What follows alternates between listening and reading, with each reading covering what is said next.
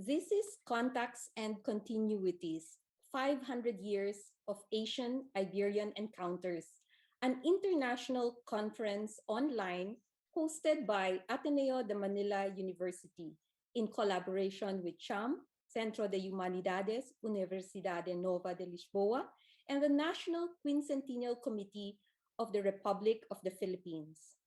It is now 7:30 p.m. local time. Good evening from the Philippines. And for those in New York, where two of our speakers are from, good morning.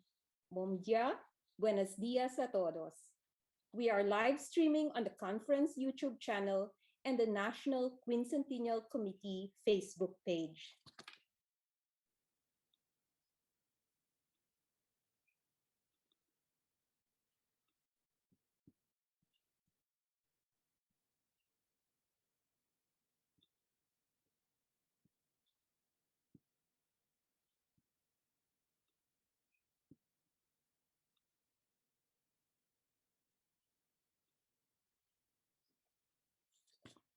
The Department of Interdisciplinary Studies is happy to host today's event, a panel on fashion in Part 4, Legacies of the Encounter in Forms of Expression of Contacts and Continuities, 500 Years of Asian and Iberian Encounters, a month-long conference series.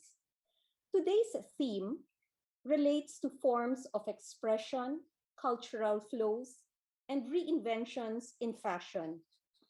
I am Dr. Feliz Noel Rodriguez, and I will be your moderator for this afternoon's exciting event. What do we have in store for all this evening?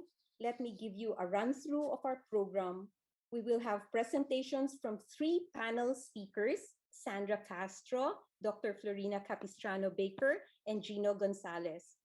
For the question and answer, we will entertain questions from three audiences here in the Zoom room, from the YouTube comments section, and from Facebook. Our community managers will monitor those channels and relay questions to us. I invite our viewers to please type your questions and we'll gather them and read them out for you later. Let me now introduce our first speaker. The first speech is entitled Hybridity and Identity in Philippine Colonial White Work, to be delivered by Sandra Castro. Sandra Castro received a BA in Humanities from the University of the Philippines, Diliman, and a postgraduate diploma in Museum Studies from the University of Manchester with a fellowship from the British Council. She also holds an MS in Information Science from the State University of New York at Albany.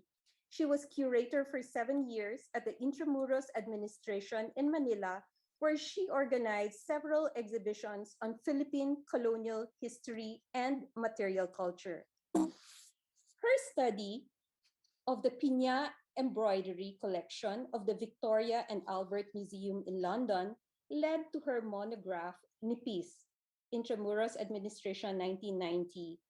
And just to let everyone know, we are providing the link to a free download of this work from the Intramuros Administration. And this was accompanied an important exhibition of Philippine textiles. She was later curator at the Jeronimo Berenguer de los Reyes Museum in Cavite Province and the Ayala Museum in Makati City, where she curated the exhibition and wrote the monograph entitled Art of the Cross. She was also curator at the Chapman Museum in New York. She has contributed numerous essays on textiles and 19th century Philippine material in journals and multi-author volumes. Her most recent publication is Textiles in the Philippine Colonial Landscape, a Lexicon and Historical Survey collection used for our conference design. As you will see in all our panels, we have used her photograph. Ladies and gentlemen, let us give a warm welcome to Sandra Castro.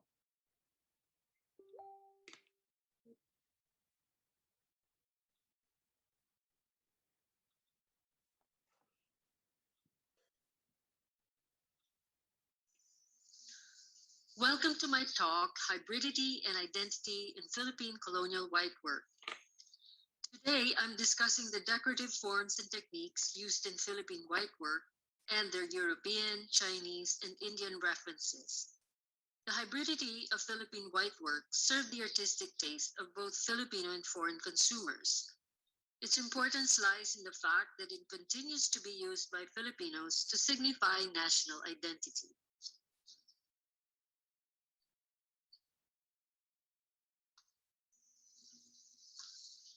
To clarify, white work refers to white embroidery and other types of needlework applied to white cloth.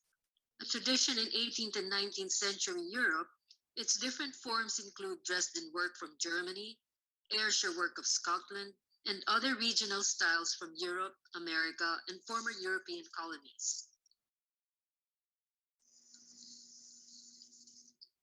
Authors of whitework embroidery acknowledge the Philippines as one of the countries where whitework is produced. Carter Hoke writes, "The people of the Philippines, with their mixed cultural heritage, produce beautiful whitework with a special appearance gained from the use of their very own, very suitable piña, a sheer even weave pineapple cloth."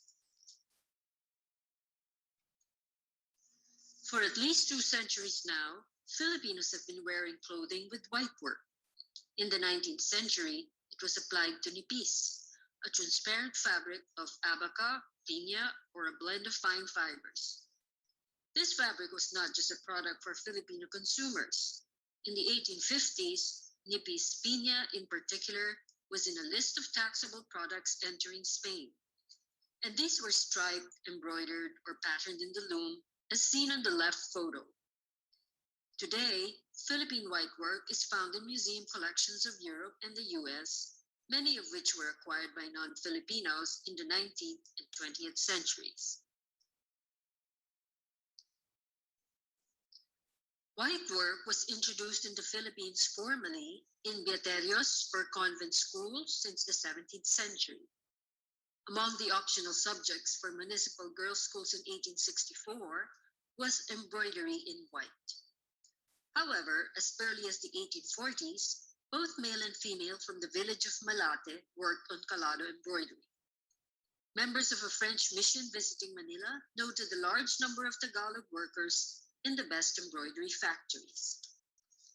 In the barrio of Looban, Paco, suburb of Manila, a native member of the Sisters of Charity founded an orphanage called Asilo de San Vicente de Paul. From the 1880s until the early 1900s, the asilo became well known for the excellent embroidery work produced by young girls. It is not known exactly how whitework was taught in the Philippines. But to discuss the characteristics of Philippine whitework, it's worth looking into European examples so we can gain a level of understanding on how it evolved.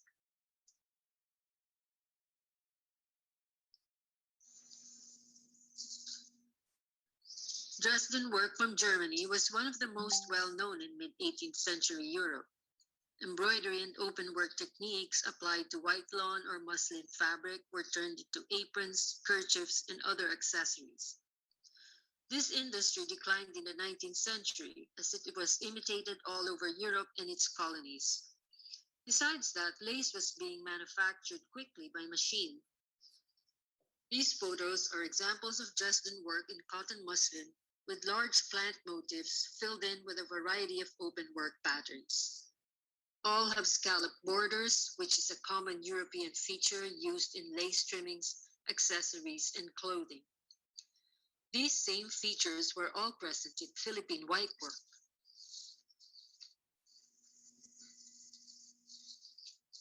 While European whitework made use of lawn or muslin as a ground fabric, the development of nipis as a ground for Philippine whitework may have been inspired by the fine muslins of India, particularly Bengal. These were in great demand and were export products since the second half of the 17th century. The author Paula Manfredi wrote, "The craze for sheer muslins, plain, patterned on the loom, or embellished with the needle, spread all over Europe and in America, especially towards the end of the 18th century, culminating with the fashion of Empire and Regency styles."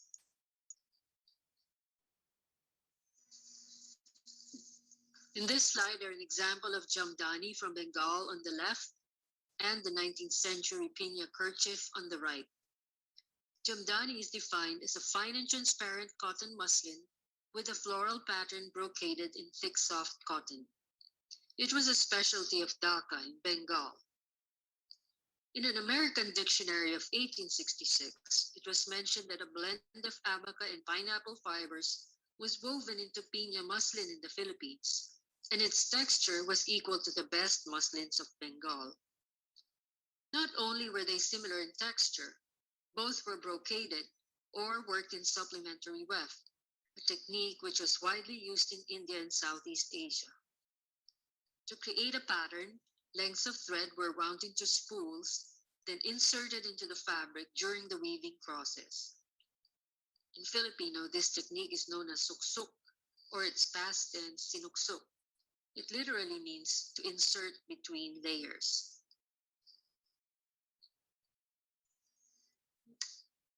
Other decorative techniques applied to Philippine whitework, such as pulled work and drawn thread work, were European in origin. Pulled work is when fibers of a cloth are pulled together and bound in stitches, while drawn thread work is when fibers are removed or drawn out of a finished fabric. In the Philippines, this is called doble calado. A discussion of how drawn thread work was used in Philippine whitework demonstrates how this technique contributed to its hybridity. It was often used to imitate European net lace, which was made by hand using bobbins, as seen in the upper left photo, and by the 1820s by machine.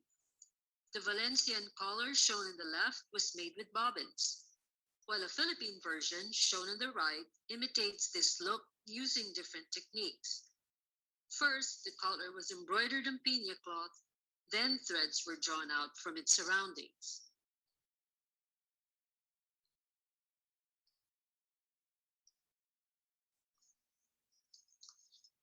Here is a similar example.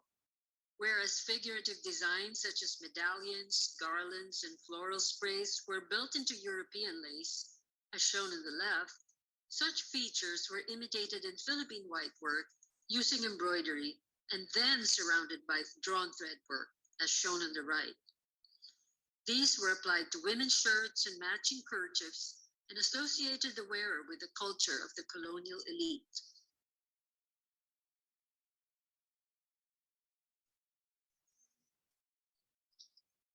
The European practice of applying embroidery on net lace, as shown in the center photo, was also imitated in piña. On the left, a 3-inch border of a large piña kerchief is painstakingly worked in drawn thread work, then embroidered on top. Similarly, the border of a handkerchief shown on the right appears to be of lace, but is actually of drawn thread work with a running vine motif embroidered on top.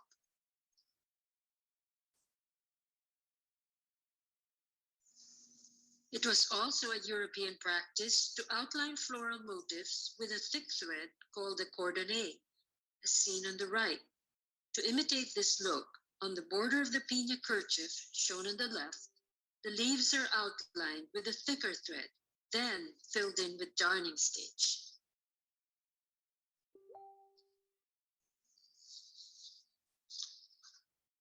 Asian decorative forms in Philippine whitework further contributed to its hybridity. We see this in some examples found in European collections.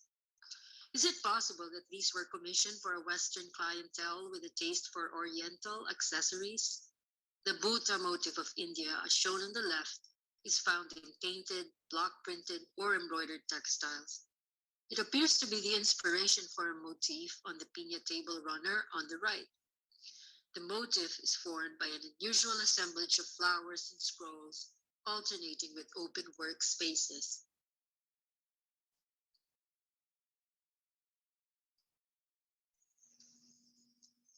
In this piña artifact from the Victorian Albert Museum, the embroidered steep triangular forms recall the tumpal, an ancient art motif of India and Southeast Asia, with the all-over pattern of rosettes in the background.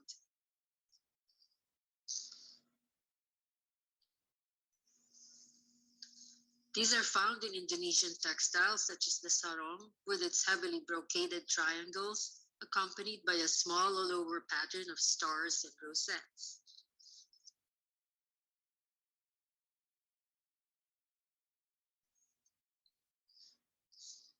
On the left is a malong made by the Maranaos of Mindanao using similar decorative forms. As a hybrid example of whitework embroidery, the Philippine piece on the right combines Asian forms with a spotted net background and a scalloped edge, two features that are typically found in European lace.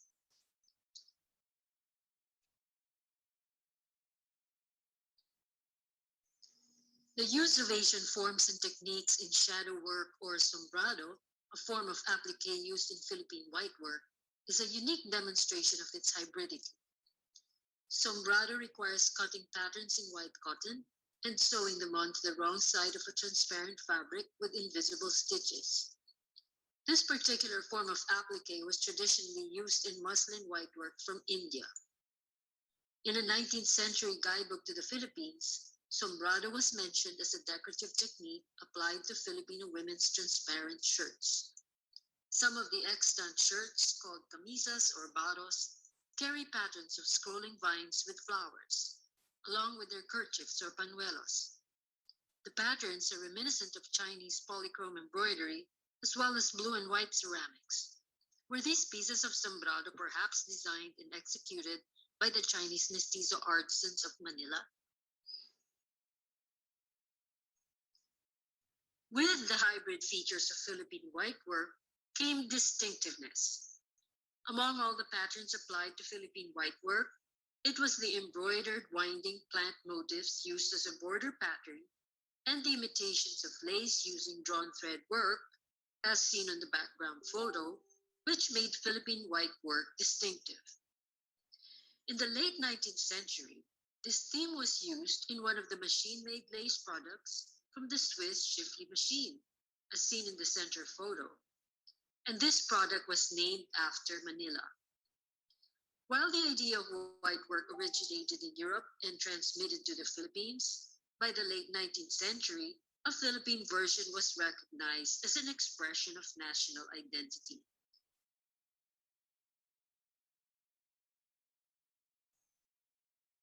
In conclusion, Philippine whitework transformed the European genre in several ways. First, it came out in a fabric made from local vegetable fibers. Secondly, draw thread work and embroidery were painstakingly used to imitate European lace. And lastly, it displayed a fusion of European and Asian techniques and decorative patterns. The hybrid features of Philippine whitework appealed both to Filipinos who were passionate about European lace and foreign consumers who desired exotic material from Asia.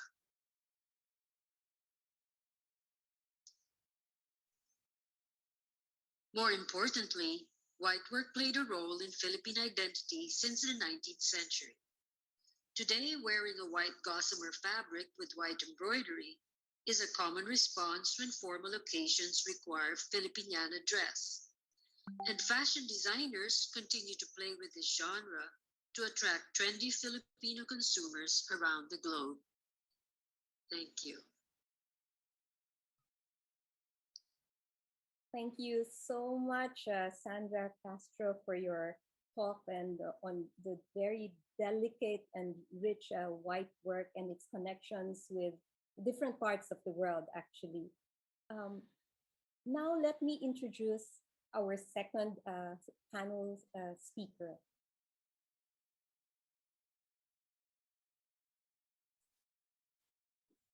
Florina Capistrano Baker received her PhD, MPhil, and Master's from the Department of Art History and Archaeology, Columbia University in the city of New York. She received the AB in Humanities cum laude from the University of the Philippines, Diliman. Dr. Capistrano Baker was formerly museum director of the Ayala Museum, Philippines, where she is currently a consultant. Formerly research assistant for Oceania in the Department of the Arts of Africa, Oceania, and the Americas at the Metropolitan Museum of Art She curated the exhibition Divine Protection, Batak Art of North Sumatra, and authored the book Art of Island Southeast Asia, the Fred and Rita Richmond collection in the Metropolitan Museum of Art.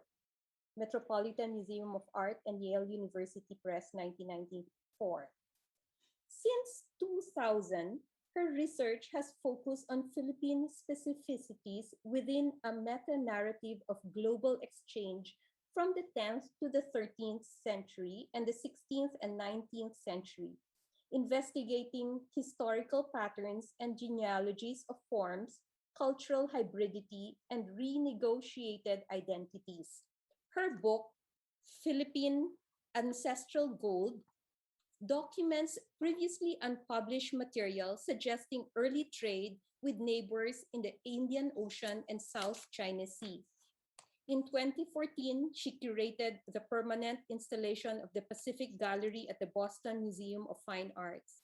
In 2015, she curated the exhibition Philippine Gold, Treasures of Forgotten Kingdoms at the Asia Society Museum in New York and wrote the exhibition catalog of the same title.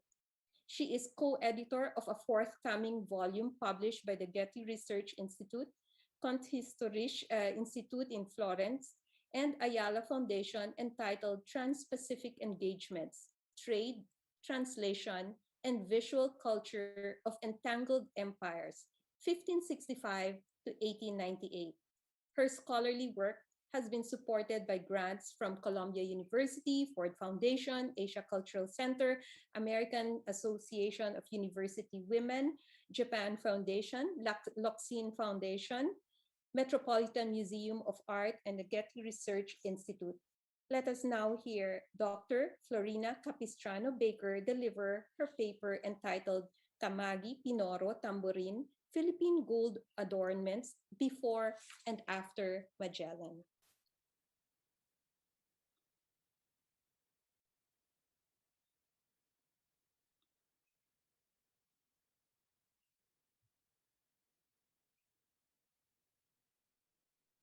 Good morning from New York. Good morning. I'm going to share your PowerPoint, your video. So here it is. Hello. I'd like to thank the organizers of this lecture series, and in particular, Dr. Noel Rodriguez, for inviting me today. My talk, entitled Camagui Pinoro Tamborin, Philippine Gold Ornaments Before and After Magellan, attempts to trace continuities, disruptions, and realignments of forms and meanings in iconic jewelry traditions before and after contact with the Western world. I begin with a brief introduction to pre-colonial gold ornaments, focusing on two specific forms, namely omega-shaped ornaments, such as on the left, and the floral motifs or rosettes, such as on the right. I then examine how these forms and meanings converge and realign with Spanish forms and concepts, generating hybrid iterations that later become symbols of nation. Colonial accounts and dictionaries make clear the incredible variety of pre-colonial gold jewelry, but today I limit my discussion to only these two pre-colonial themes and how their feminine references intersect and realign with colonial jewelry associated with the Virgin Mary. My purpose is to trace formal and conceptual connections between these pre-contact and post-contact traditions before and after Magellan's arrival.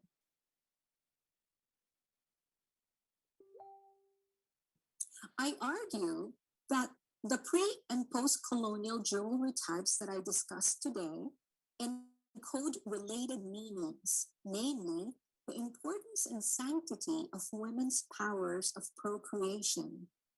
Among the earliest artistic expressions alluding to feminine fecundity are prehistoric omega-shaped ornaments carved from nephrite recovered from various archaeological sites in the Philippines and Southeast Asia that archaeologists generally refer to as Lingling O on the right, dating to a few centuries before the Common Era.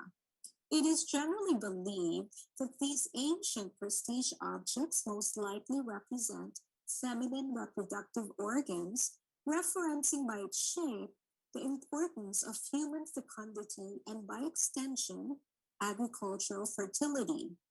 The 16th century Jesuit missionary Ignacio Francisco Alsina refers to the prestigious gold penannular ornaments, such as on the left, similar in shape to archaeological Lingling O, as panica.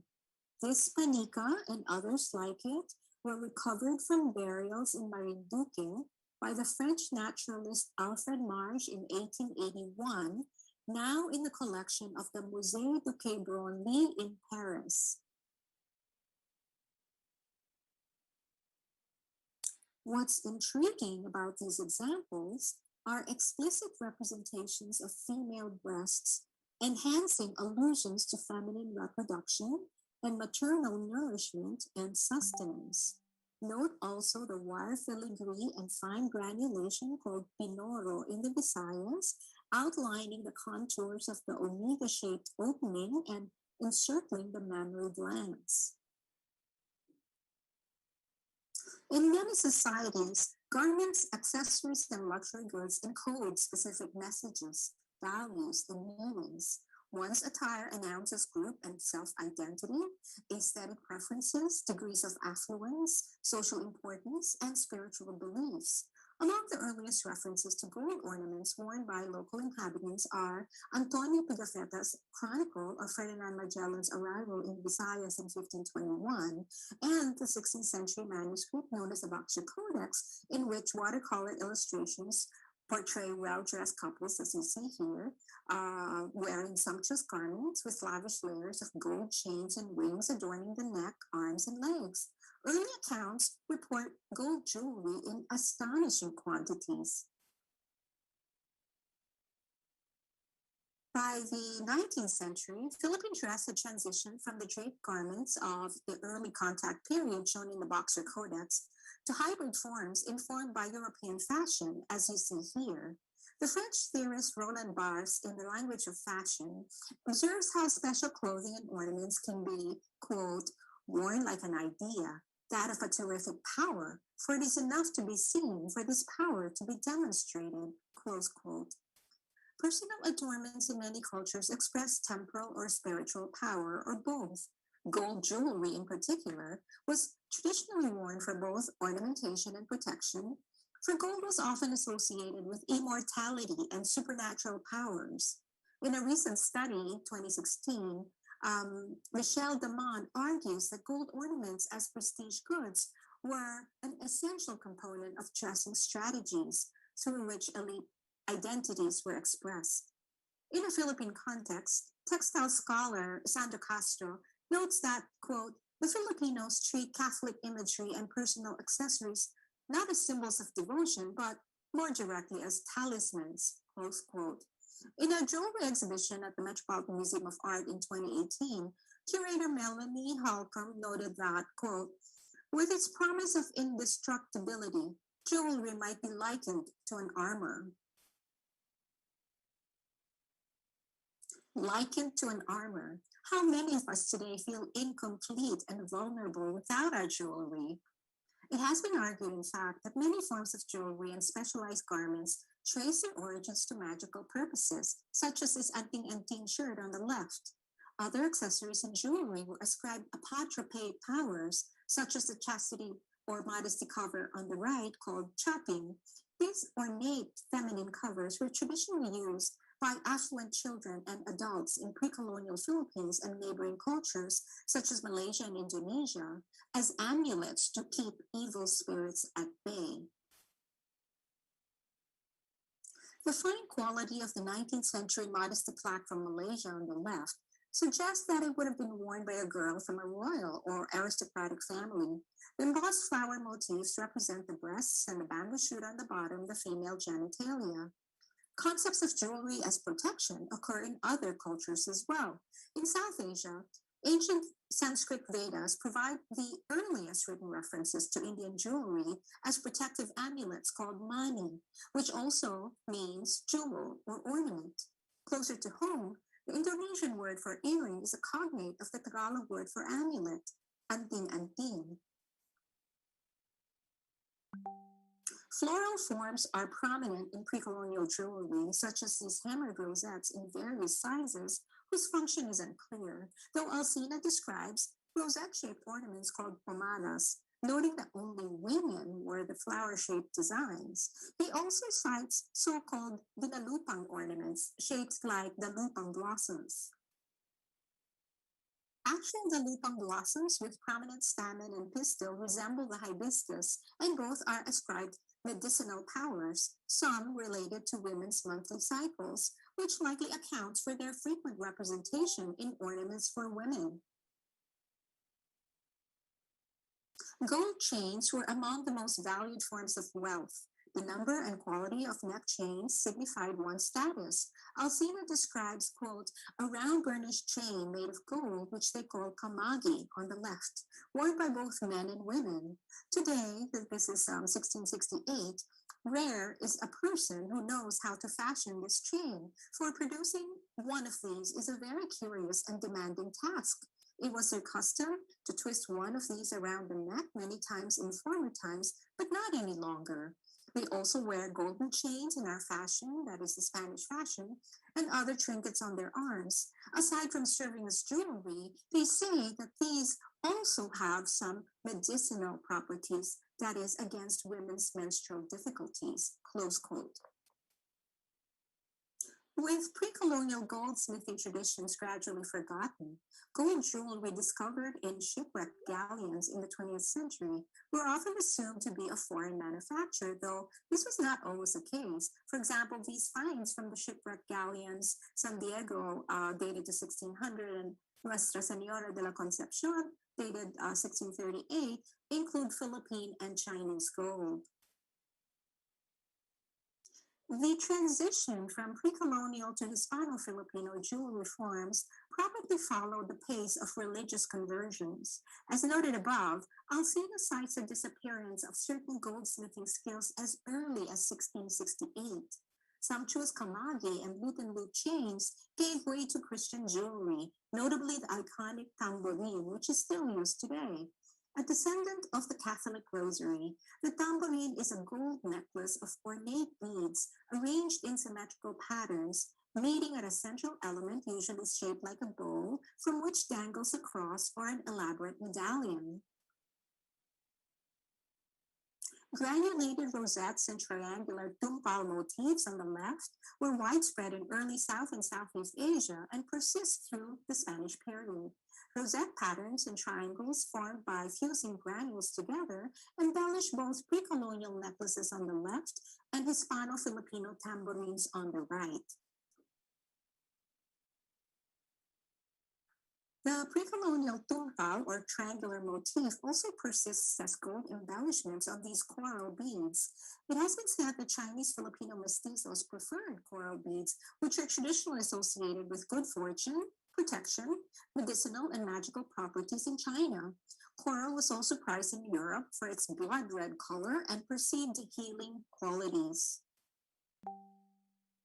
Tambourines display an array of bead shapes, including the concave bica, melon, fluted, and round tabular, with nicknames coined by collectors referencing local fruits and flowers, such as balimbing or starfruit, florecitas or little flowers, and granada or pomegranate. The origins of these forms are unclear, but some are similar to Indian bead shapes, such as the fluted balimbing, which is similar to the fluted beads in this 19th century necklace from Gujarat on the right. Jewelry scholars Mary Davis and Greta Pak suggest that the Dominicans may have brought the pomegranate motif, the symbol of Granada, to Mexico. If so, this probably made its trans-Pacific journey to the Philippines, becoming one of the most popular types of tambourine beads in the country.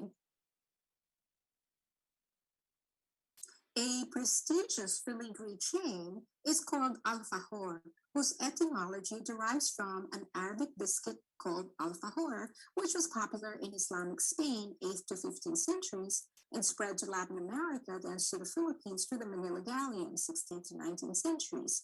Contrary to previous speculation, the alfajor is not a representation of the cane sugar cake or panucha, but alludes to a specific pastry called alfajor that was popular in Spain and her overseas colonies, notably Latin America. Similarities in goldsmithing techniques across time and space are also noteworthy. For example, the open-work quatrefoil links in the pre-colonial kayong-kayong earrings on the left are similar to the open-work links in the circa 17th to 19th century tambourine on the right. The tambourin's oval-shaped medallion is called a relicario, for earlier versions functioned as containers for sacred relics. Besides relics, relicarios contain Catholic imagery such as the popular sunburst monstrance, miniature ivory figures of the Virgin Mary or infant Jesus, or roses such as these two examples from the Metropolitan Museum of Art on the left and the Ayala Museum on the right. I noted earlier the pre-colonial association of floral motifs and rosettes with women.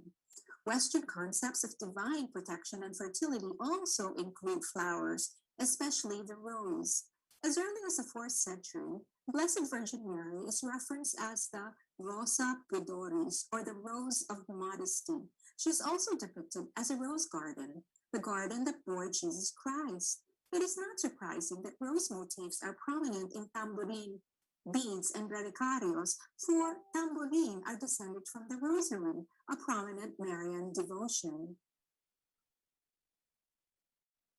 The relicario is usually suspended from a central bow-shaped element, likely adapted from 18th century Spanish jewelry traditions informed by popular forms in Europe, in particular the Portuguese lasso, which adds a cross to the popular French Sévigné bow, such as the middle. On the left is a mid-18th century version from Cordoba with an open-work filigree bow and a cross set with rose-cut diamonds. Philippine goldsmiths would have been exposed to Spanish jewelry and rosaries. As early as 1663, the missionary Francisco Colin notes that, quote, they have begun to wear Spanish clothes and ornaments, namely chains, necklaces, skirts, shoes, mantillas, or black veils. Consequently, the present dress of the Indians in this region is now almost Spanish. Besides European influences, Mexican connections are also evident in the treatment of rosettes in colonial tambourine, which, unlike the pre-colonial granulated rosettes, post-contact rosettes feature a central granule framed by a wreath of wire filigree petals similar to the German filigree buttons created for brides on the left, and the Mexican filigree pendant in the middle. In many colonized cultures, officials appropriated the royal shield and crown motif to declare their power, such as the embroidered sleeve on the right with the Spanish coat of arms. The appropriation of imperial imagery in religious iconography conflates temporal and divine power. This tambourine in the collection of the Metropolitan Museum of Art, for example, features an imperial shield and crown motif consisting of the interlaced letters A and M for Ave Maria, the imperial seal of the Virgin Mary, Queen of Heaven. This is not a local invention, but occurs throughout the Catholic world. The 17th century Spanish rosary on the right, for example, similarly features the Virgin's crowned and gold openwork monogram. From Mary, the Mother of Heaven, I now turn to the concept of Mary, the Mother of God. In Europe, printed rosary picture books, such as the 15th century example on the left, predate the use of rosary beads. Like talismanic shirts inscribed with biblical verses, these printed rosaries portray the life of Christ and scenes of supernatural power and glory. At bottom center, a large pointed oval or vesica Piscis encloses the image of the Virgin and Child. a theme that occurs in religious Philippine pendants, such as on the right, showing the Virgin encased in a vesica Pisces framed by 3 bands of pierced gold. The divine vesica Pisces occurs in larger scale in architectural ornament on the left. Scholars have compared the shape of this ancient symbol, derived from the intersection of 2 circles, with a female vulva, hence its primordial associations with fertility, procreation, and maternal protection. This notion intersects with the symbolism of pre-colonial Lingling-O and Panika, which similarly allude to female reproduction and fertility. On a smaller, more portable scale, this mid-17th century pendant from Spain portrays the Immaculate Conception in enameled gold, framed in a gold openwork filigree vesica Pisces encrusted with emeralds, a composition that is echoed in the Philippine pendant on the right. Parallel allusions to feminine powers of procreation and protection occur as well in the form and iconography of the chopping on the left, which simultaneously highlights and protects the sanctity of female reproductive powers. While these 2 precious objects differ in form, their allusions to female powers of procreation are intertwined. In conclusion, I return to my opening argument that primordial symbols of procreation and protection, represented by pre-contact Lingling-O, Panika, and chopping, conceptually intersect and realign with Catholic symbolisms of the Rose and the Virgin Mother, the divine personification of maternal protection. Pre-colonial values persist after Western contact, now disguised, channeled, and intertwined with a specific divine figure.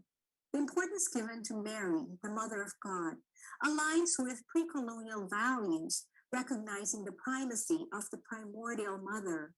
It is not surprising then that the tambourine with a relicario pendant and abundant allusions to the Rose and the Virgin Mary has become the iconic jewelry associated with Philippine nationality. Neither is it surprising that the concept of the Virgin Mary later conflates with Inang Bayan, or Mother Philippines, as notions of procreation and maternal protection persist and insist from antiquity to the present, power personified and channeled through enchanted ornaments of female protection.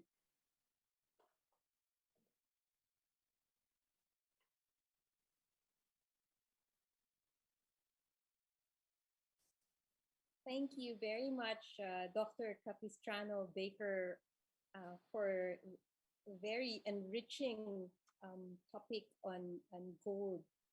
Let me now, I'm sure there will be many questions later, so hold your questions till later.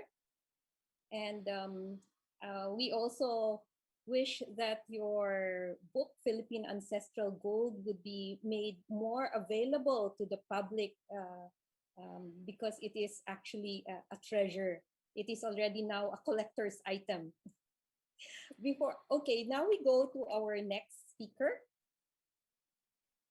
Gino Gonzalez was a former student and apprentice of Philippine national artist Salvador Bernal, who encouraged him to pursue further studies in set and costume design. Gino attended the Masters of Fine Arts program in theater design at New York University with the aid of a Fulbright scholarship and an Asian Cultural Council grant. He was also given the Meyer and Seidman Awards for Excellence by NYU's Department of Design in 2001. Gino has designed sets and costumes for over 100 theater productions in Manila, Singapore, China, Taiwan, Japan, and New York. And actually, he also designed all the costumes for the video documentary that we did way back in 1996, I think, or 1997, Jose Rizal, Buhay ng Isang Bayani. He has done also design work for television, film, and museum exhibitions as well. He was awarded the World Stage Design Bronze Medal for his set design for the Philippine Opera Company's Spoliarium at Toronto, Canada in 2005. He later received the WSD Silver Medal for the costume design of Dulaang UP's Measure for Measure at Taipei, Taiwan in 2017. In 2015, he co-authored a book entitled Fashionable Filipinas, A History of the Philippine National Dress, 1860 to 1960, with Mark Louis Higgins. He was also lecturer at the Fine Arts program of the Ateneo de Manila University and the University of the Philippines. He is currently the artistic director of Ternocon, a terno making convention and competition designed to encourage the proper construction and use of the Philippine national dress. Let us all welcome Gino Gonzalez, who will deliver his presentation entitled From the Traje de Mestiza to the Contemporary Terno, an Evolution of the Philippine Dress in Context of Asian-Iberian Encounters.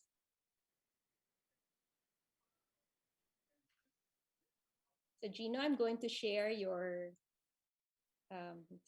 the screen. Okay.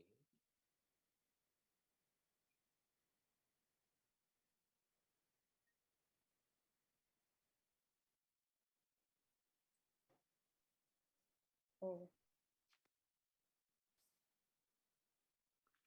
Am I sharing I'm sharing the wrong screen, right? We can't see anything. It's black now. Okay. You just have to press play. Okay. Thank you. The Philippine dress as a living legacy of the galleon trade. What is a terno? A Google search of the word terno may yield images of suits for men or matching pajamas. An addition of words like Philippine or dress will narrow down the search to garments with butterfly sleeves. Unlike its Spanish translation, which means a suit or a set of three things of the same kind, the word terno in Philippine dictionaries may mean a more general set of clothes or a woman's native costume with butterfly sleeves. As a verb in Filipino language, it can also mean to make fit, to make suitable, to agree with. As an adjective, it can mean matching by way of color or pattern.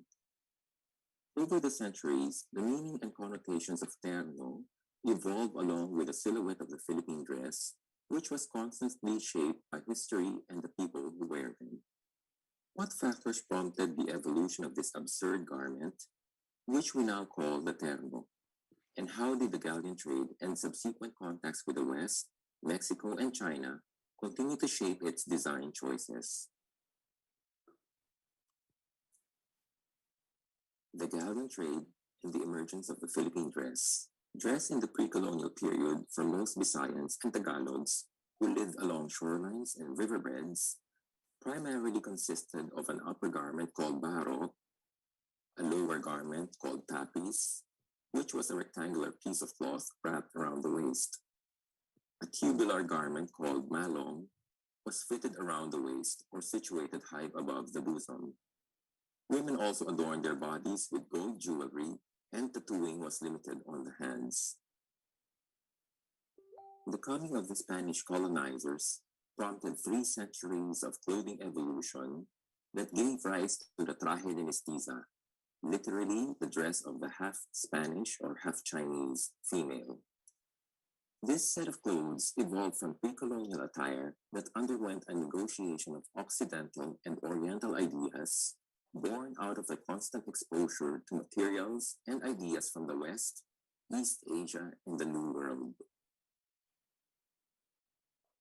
For the privileged class, the ideal textile for this evolved garment was piña, an emblematic legacy of the galleon trade. Local farmers began cultivating the red pineapple from the New World primarily as a food source.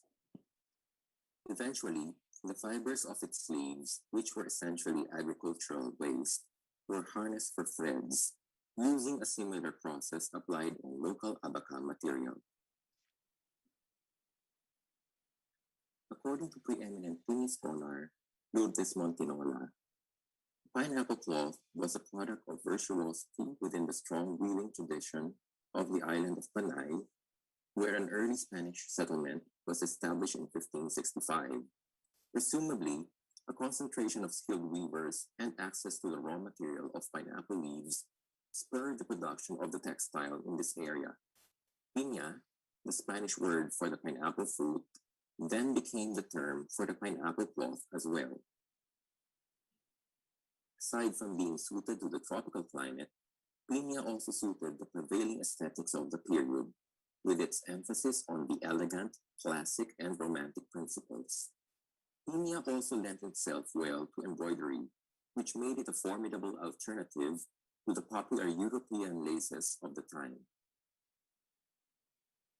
The pre-colonial baro, which was previously adorned with real gold paillettes, beads, and indigenous threadwork, evolved into a camisa, or blouse made of sheer textile. The garment was embroidered and appliqued with motifs borrowed from Western and Chinese imagery, combined with renderings of indigenous flora, such as the anahaw or fan palm. A fichu was worn over the sheer baro to obscure the visibility of the chest. This triangular or square piece of cloth was called the panuelo. And like the baro, the panuelo was made of sheer materials such as piña. Much attention was given to the embroidery of the panuelo simply because it was the outermost garment and it framed the woman's face. The borders were typically embroidered with scallops, which often replicated the motifs on the sleeves by the late 1800s. A saya or skirt was inserted underneath the pre-colonial tapis. By the late 1800s, a facing made of sinamay, a stiff, locally woven material, was used to keep the skirt flared, as well as an underskirt or petticoat called enagua, which was typically made of cotton. The silhouette of the traje de mestiza evolved with the changing fashions in the West, which were brought to Manila through the lucrative galleon trade. A breakdown of a complete 19th century woman's ensemble connected the wearer to the cultures beyond the Philippine archipelago. Imported materials from the East, such as silks and brocades, were fashioned as sayas de cola, skirts with elongated trains. European laces were used as velos or veils for mass. Luxurious passementeries from Europe were added onto the lantals, the predecessor of the sobrefalda or overskirt. Gilt thread from Spain was embroidered on corchos or slippers in the manner of bordados for church vestments. Abanicos of ivory and bone from China were held along with locally embroidered piña pañuelitos, which were much coveted by Europeans. A Japanese or Chinese paper umbrella was also an essential accessory to shield against the intense sunlight. The Montón de Manila, which originated from China as a trade item, was occasionally used as a shawl, if not as a color accent over a tabletop or piano in the latter part of the 1800s. Jewelry made in the Philippines by skilled artisans fused indigenous skills with Chinese, Southeast Asian, Mexican, and Western traditions. Privileged women wore these accessories literally from head to toe. A peineta, or ornamental comb, typically made of tortoise shell, gold, silver, pearls, and semi-precious stones. Fantoches, or hairpins, which trembled like mesmerizing Asian hair adornments. Agujas, or veil pins, which were often rendered like dainty flowers.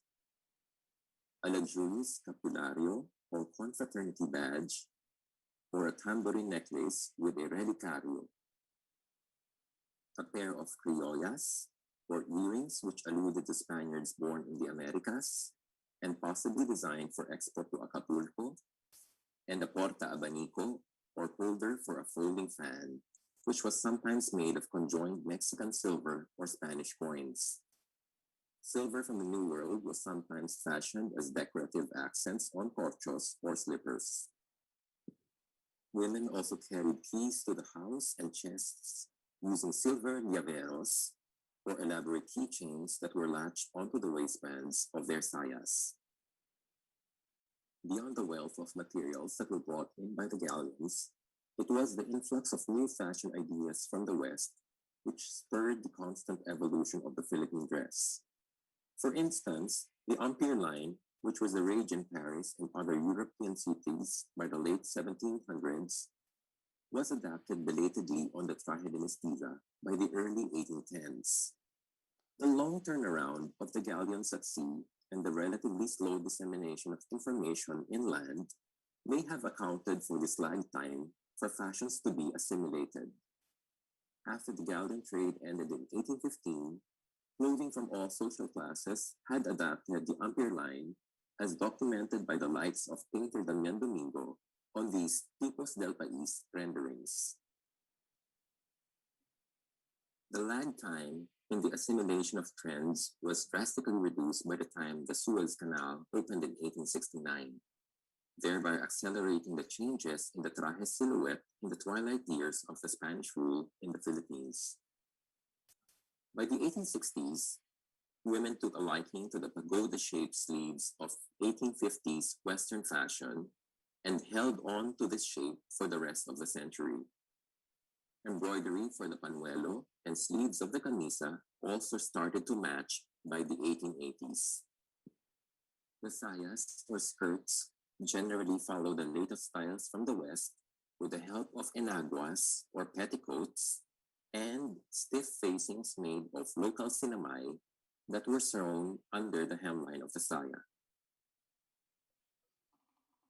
By the early 1890s, ternos bordados meant a set of embroidered articles of clothing which had recurring embroidered motifs. The emergence of this term coincided with the trend of wearing a panuelo, a fichu or a kerchief, which was made of the same material, color, and embroidery as the camisa or blouse. At the twilight of Spanish rule in 1898, the leg of mutton sleeves had been popularized in Europe. In the Philippines, sleeves of the trajes were inflated with the help of starch. The 20th century and the emergence of the terno. By the turn of the 20th century, the Gibson girl look was brought over by the American teachers aboard the SS Thomas.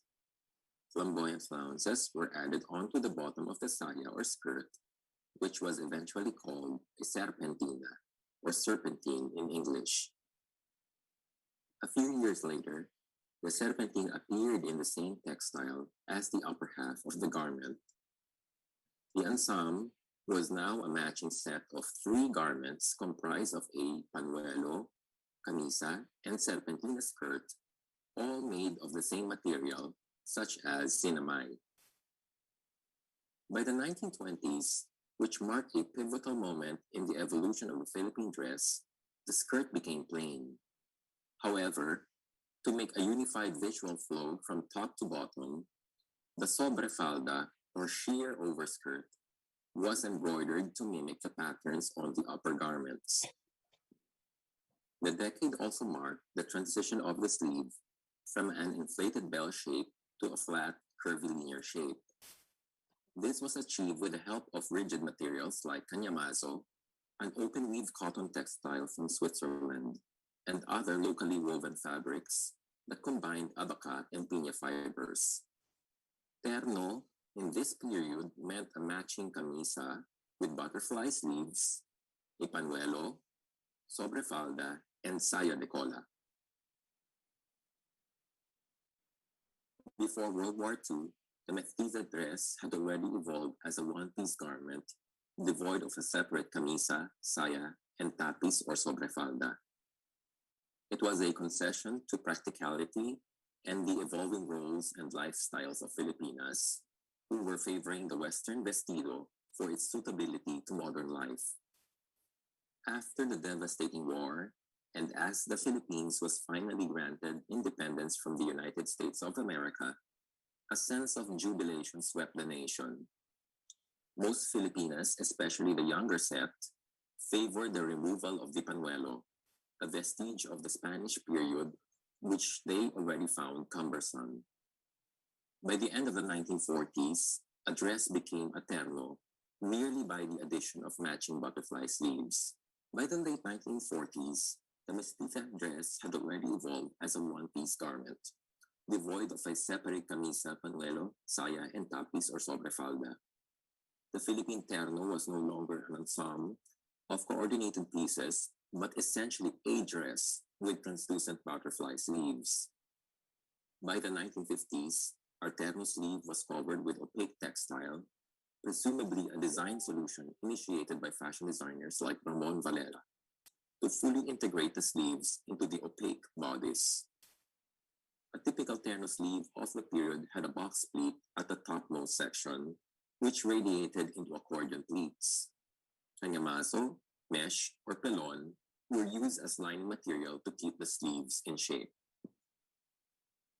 The 1950s was also considered a golden age in Philippine couture. An explosion of experimental shapes and complex couture techniques produced ternos that diversified its silhouette. The Philippine dress today and the legacies of the galleon trade.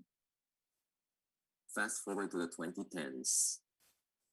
In recent years, some ternos from Ternocon, a biennial terno making contest held at the Cultural Center of the Philippines, revealed the deeply entrenched legacies of the Manila-Acapulco trade that still resonate today. For instance, on JC Buendia's creation, we see a camisa made of embroidered piña cloth from Batangas, paired with a skirt of hand-woven Inabel textile with a binecon pattern from Ilocos. The crop-top proportions of the upper garment and tapis-like draping of the skirt are reminiscent of pre-colonial manner of dress. Both piña and Inabel were exported by the Philippines during the galleon trade. At the height of its popularity, the demand for piña in Europe and within the Philippines outweighed the supply. The elite sought the costly embroidered piña cloth as they did valuable jewelry. Given its high domestic value, piña was also listed by the Spanish colonizers as a possible tribute or form of tax payment, along with other precious produce from the colony. Foreign visitors were also enchanted by the embroidered piña, which rivaled the beauty of lacework produced in Europe. Written accounts by travelers to the Philippines gave recollections of the fine pineapple cloth and propagated tales about piña that only added to its mystique and desirability. On the other hand, a type of Inabel cloth woven in Ilocos was successfully exported as material for sales of galleons. Its durability and competitive pricing threatened local industries in Spain, prompting protectionism that eventually injured the weaving industries in Ilocos. The more obvious references to Spanish and Mexican dress are evident in this formal terno by Steve Henzola of Negros Occidental. Like most Asian costumes, pre-colonial garments such as tube skirts and the tapis were constructed as flat patterns. The interactions with the West introduced the other construction techniques which emphasize cutting and dimensionality. One such simple addition to Philippine costume was the ruffle. Though not entirely visible on the traje de mestiza, the undergarment called enagua propped up the voluminous sayas with the help of layered shirred flounces. Ruffles also found their way in some Philippine folk dance costumes, such as these skirts worn by performers during the Pastores de Belén, a dramatic representation of the shepherd's adoration of the Christ child. When raised, the sayas reveal a flurry of bright colors, and with the addition of props such as arches of paper flowers, paper mache horses, and the bungang manga, the direct connection to Mexican, possibly inspired by the Pastorela Chica of the Michoacan, and the Spanish folk cultures become even more evident. Leslie Noble, a London-based designer, draped this white terno out of 3 pieces of mantones de Manila, which were purchased from Spain in recent years. The long fringes of the shawls playfully swayed with the movement of the wearer. The Manton de Manila was originally made in the southern part of China as a trade item for the Manila galleons. It was characterized by its luxurious silk base, which was fully embroidered with a range of Chinese motifs, including peonies, chrysanthemums, mythical creatures, and entire scenery. Eventually, motifs were adjusted to suit Spanish tastes as European flowers like roses started to appear. Long fringes of silk threads bordered the manton. By the 1800s, it became a quintessentially Spanish garment. In recent decades, attempts at describing and purchasing a manton de Manila from some provinces in China would draw puzzled reactions from vendors. But local versions with less complex embroidery have been made in Spain and a few workshops in the Philippines. Philip Rodriguez of Cebu used Filipinized Catholic imagery for his collection. He collaborated with Bordados de Manila, a taller that specializes in raised gold embroidery for ecclesiastical vestments and santos. Gilt thread from Spain was used in the creation of an escudo of the Augustinian order, a Sagrada Corazon, scapularios, and an enlarged predicario. These were appliqued on camisas made of dyed piña colado. Bordados ecclesiásticos in the Philippines are some of the living traditions that resulted from the contacts with Mexico and Spain. Some Catholic images with the biggest cult following were brought into the Philippines on galleons from Mexico, such as the Nuestra Señora de la Paz y Buen Viaje of Antipolo and the Nuestro Padre Jesus Nazareno of Quiapo. As carved wooden mannequins devoid of clothing, the images had to be dressed in garments, which were usually made of luxurious silks embroidered with gilt threads.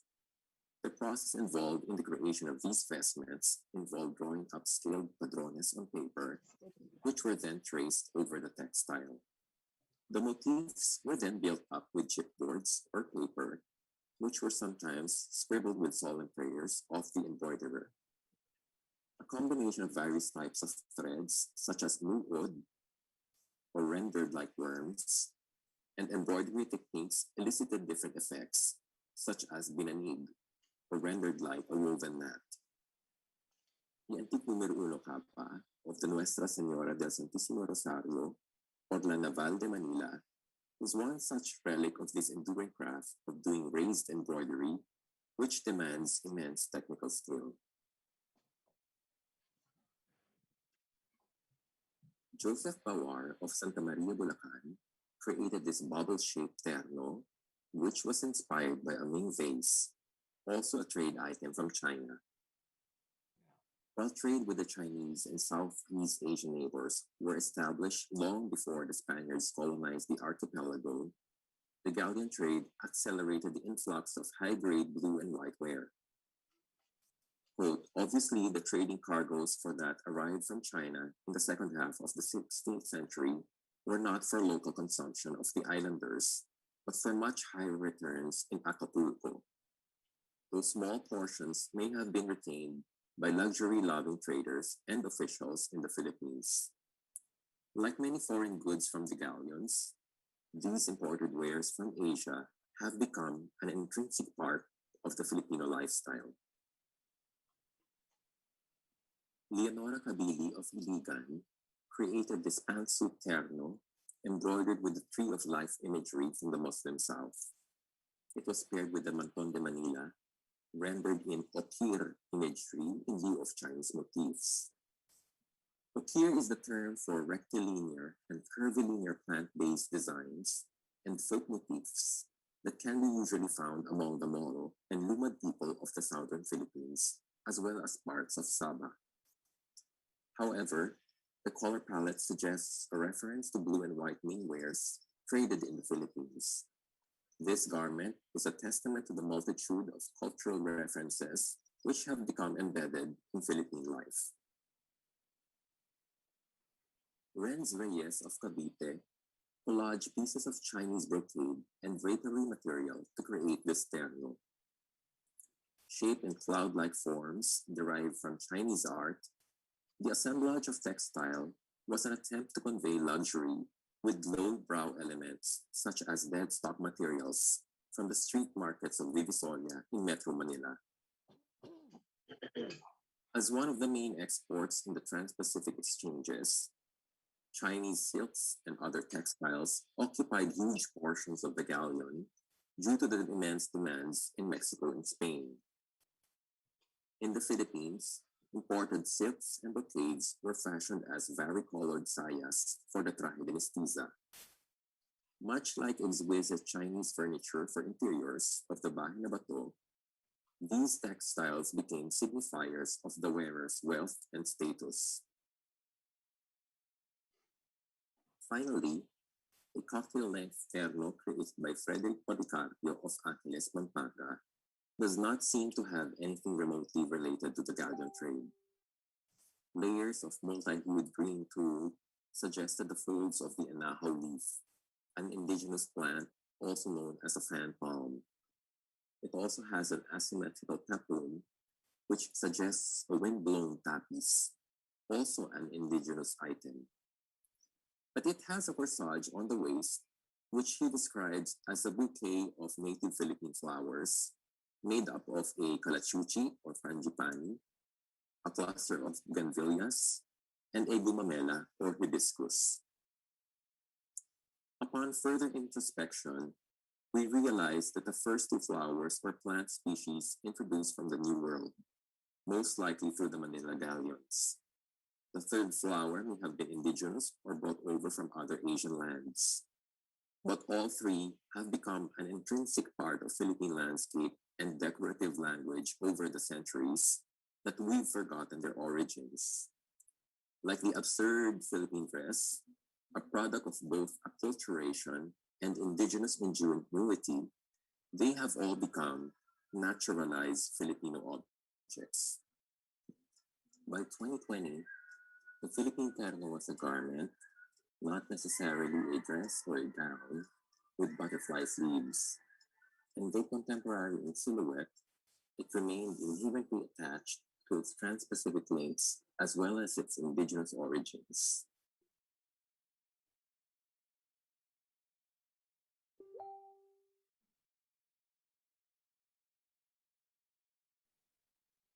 Thank you so much, Gino Gonzalez. So that caps all three presentations for this evening. We now open the floor for questions from our participants in the Zoom room. Please raise your hand if you want to ask your questions directly, or we may read from the chat box.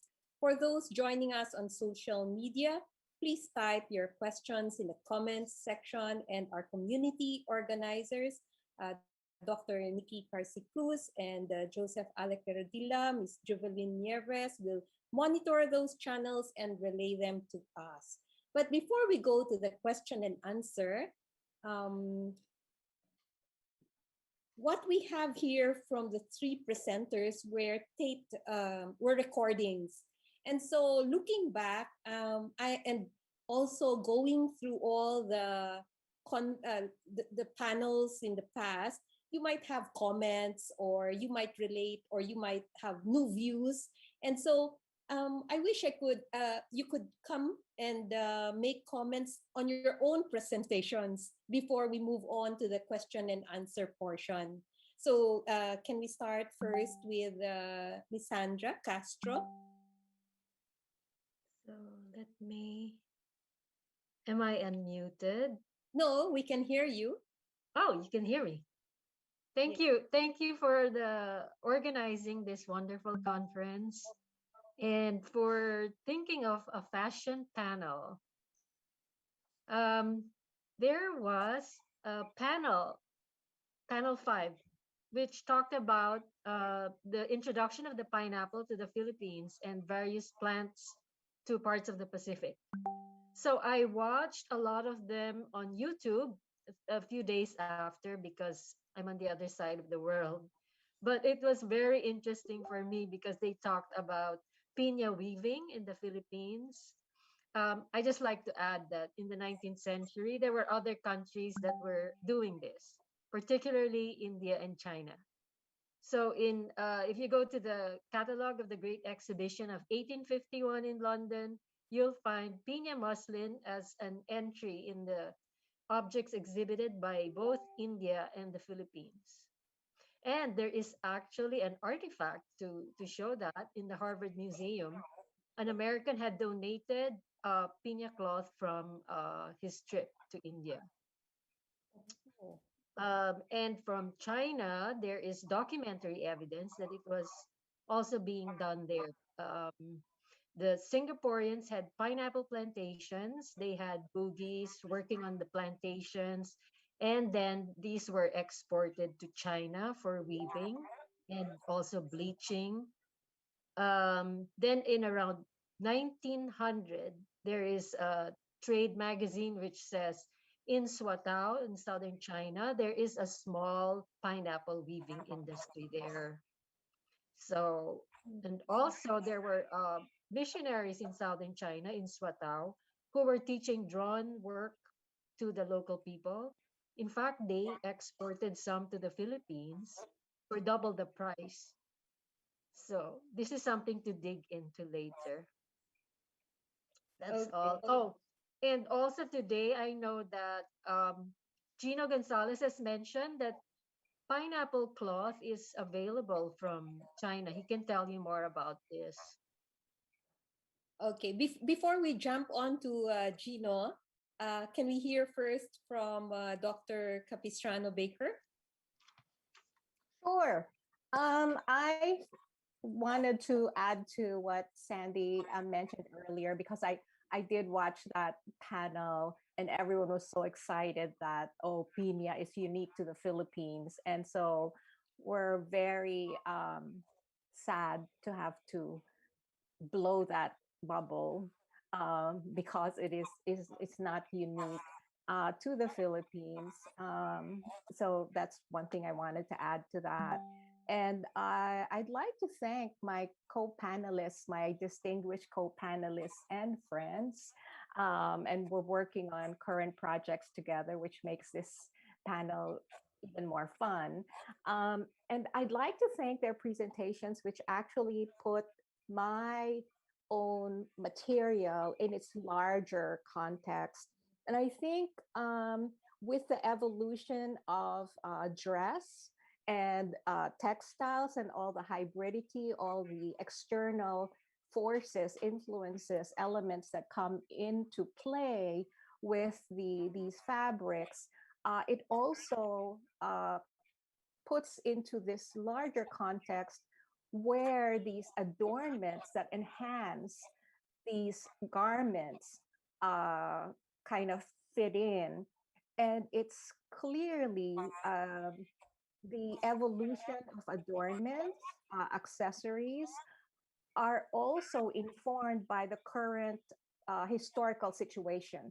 And their forms and their meanings align with certain and are tailored to certain historical situations, so that sometimes or oftentimes the forms and meanings through history kind of diverge, align, realign, and it's this constant renegotiation between the form and the meaning that changes throughout history. And I think what's really important about understanding the evolution of these various concepts that take various manifestations, various material manifestations, is that it will allow us, or it allows us to harness the potency of garments and attire and accessories that are that can help shape our identity as well as act as sort of agents in whatever advocacies we might have, because there is a huge potential for garments and these personal accoutrements that have encoded meanings that we need to understand so that we can more intelligently, perhaps more deliberately, use them as strategies for delivering certain messages, whether subliminal or explicit, that will help us achieve our current goals, whether personal, whether national. I think it's very important to revitalize all these traditions, but in a very intelligent and very informed way. True.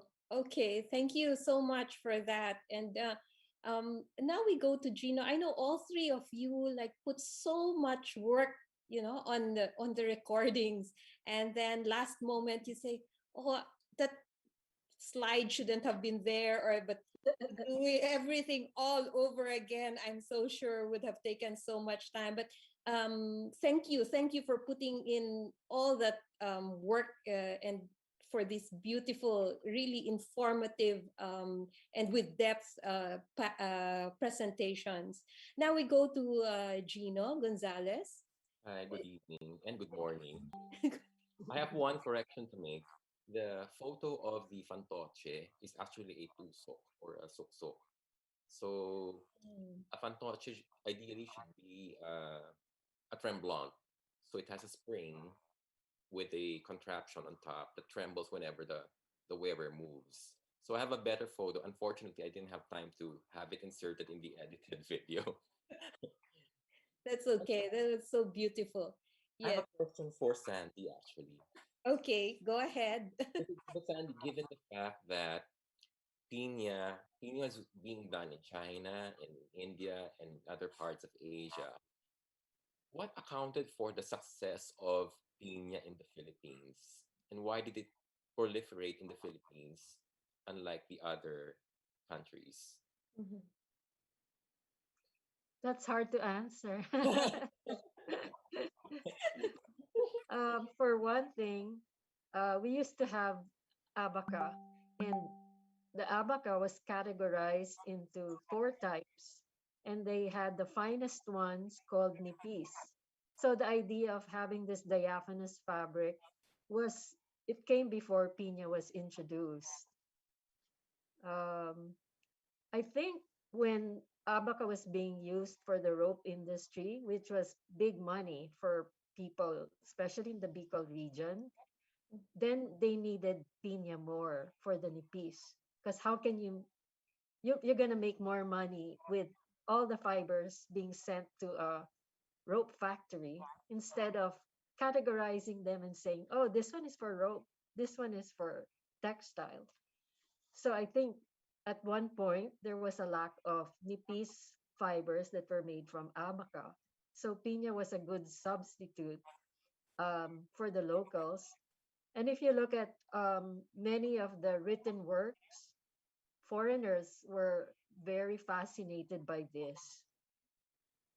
And I don't really know where it started because in Latin America, the Tupi Guarino tribal groups were weaving with this fabric, but I've never seen pictures of it.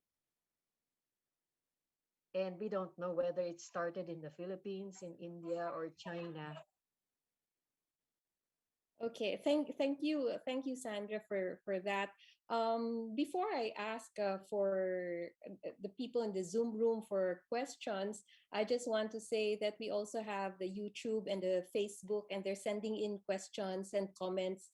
For example, we have Lourdes Po saying, "Hi, Sandy, beautiful presentation." Or Junar Jordan Cruz saying, "Very informative, Madam Sandra," and the rest of the panel speakers. And as well as, I think, Dr. Fernando Shalcita, Butch Shalcita says, "Thank you, Sandy, Florina, and Gino. Your lectures form a wonderful ensemble, a eternal. Gina, Wow. at Thank last, you. a careful analysis is made of the influence of the First Empire, 1800s with its high waist and short sleeves, the Second Napoleonic Empire, 1850s to 1870, crinoline and bell sleeves, Belle Epoque, 1890-1910s, mutton. So Belle Epoque, 1890s to 1910s, mutton sleeves, narrow skirt. Maraming salamat. Wow. Thank you to all of them. And here in the Zoom room, we also have comments and questions. If you want to speak, and instead of me reading your comments, I think there's one here by Feliz Santa Maria. Feliz, would you want to speak? Only to say thank you. Ah, Thank you to all three of you. I think what's really amazing is that you're able to share with us examples of exquisite, absolutely exquisite museum quality Philippine work. I think that is what is important. Not only what we have here, but what's overseas. And then Gino brings us up to date with some of the finest local fashion. I mean, you guys have just done wonderful work. Beautiful work. thank you. Thank Thanks, Plus the Feliz. depth. Plus the depth of the scholarship. Thank you so much. Feliz Santa Maria, you had a question as well, or a comment. Do I read it? Oh, the comment. Well, Yes. okay. Since I'm already speaking, real quick. It's just that during some of the ASEAN textile meetings that I've been to, I have noted, thanks to my correspondence with Sandy, that indeed piña was made by some Chinese weavers in the past. And it's such a spectacular fabric that currently there are ASEAN textile weavers who want to attempt making piña, which is wonderful too. But I think I'm hoping that your presentations will also help us convince people who need to be convinced to create a program to really help our piña industry. We need to accept that the piña industry needs help. And if maybe they can understand how valuable it is and position it with the jewelry, the design, the whole, what it represents fully, then maybe it will be helpful. But it really needs help. So thank you for your inspiration. We're being threatened by factory lookalikes, which is good and bad, really. But we need to protect the real piña weaving. Okay. Thank you, Feliz Santa Maria. I see your hand, Dr. Capistrano Baker. Yes, please, before we proceed with the follow-up question. I have, well, first of all, thank you, Feliz, for your very generous words and for your constant support for all of us. Before Gino gets inundated with a lot of questions, I wanted to insert something that occurred to me as you were talking, as you were showing those beautiful liturgical vestments, with a gold thread, with a raised embroidery. And how they're used in these liturgical vestments that are used for wooden sculptures. It came to mind, it reminded me of a recent essay by a colleague in the US, Jesse Parks, who has forwarded a theory regarding the ivory saints, the ivory Madonnas. And she is suggesting that perhaps, how they usually have the gold paintings, the gold embellishments on the ivory. And she was suggesting that perhaps those designs might actually allude to Indian trade textiles. And Sandy and I had kind of talked about this and wondering, whether we subscribe to that. But now I'm wondering, when you showed these beautiful golden embroideries, whether those designs on the ivory sculptures might actually allude to those church vestments.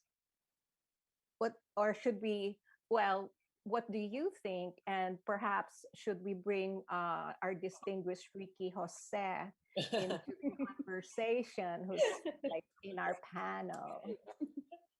But first, Gino, what do you think? It was very striking when you were showing those designs and these gold threads. Because I think when you mentioned the gold leafing or gold paint on directly applied on ivory statues, we're talking about Exactly, the exactly. ink, With those floral motifs. which we also see in Goanese sculpture, religious sculpture, diba? And a lot of Right. Indian art. So Right. it's actually difficult to trace the source for these, no? But my suspicion is just my suspicion.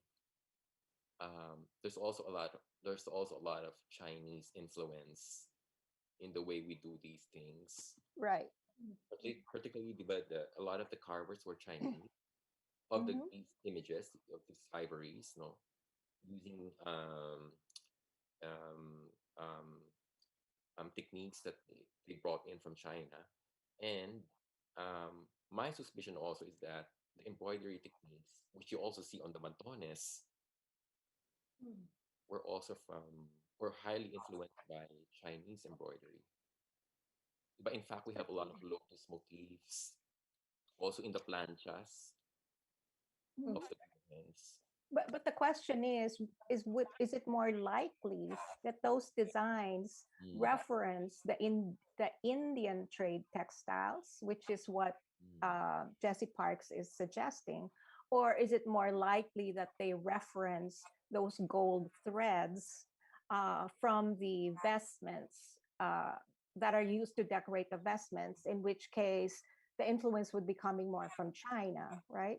I'm assuming that those gold vestment embroideries are more Chinese than Indian.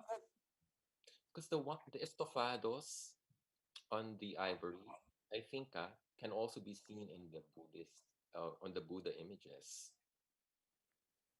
So Exactly. it's if you're talking about estofado, I would think that they're influenced by Asian art. Okay, maybe we can call on Ricky Jose. Ricky, I'm downloading the photo you just sent. Hello. Thank you for.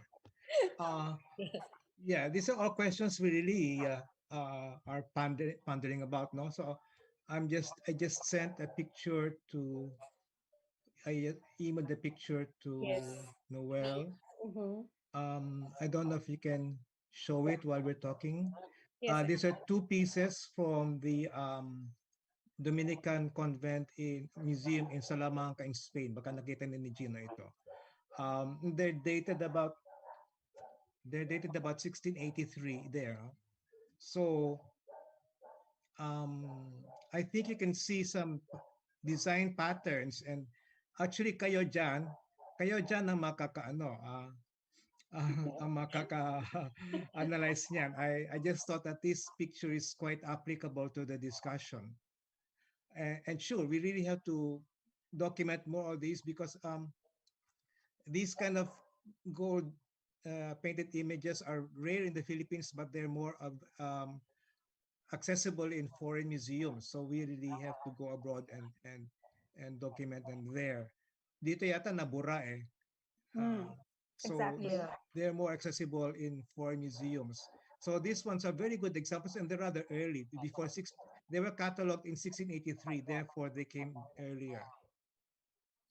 So yeah, that's what my little 2 centavos.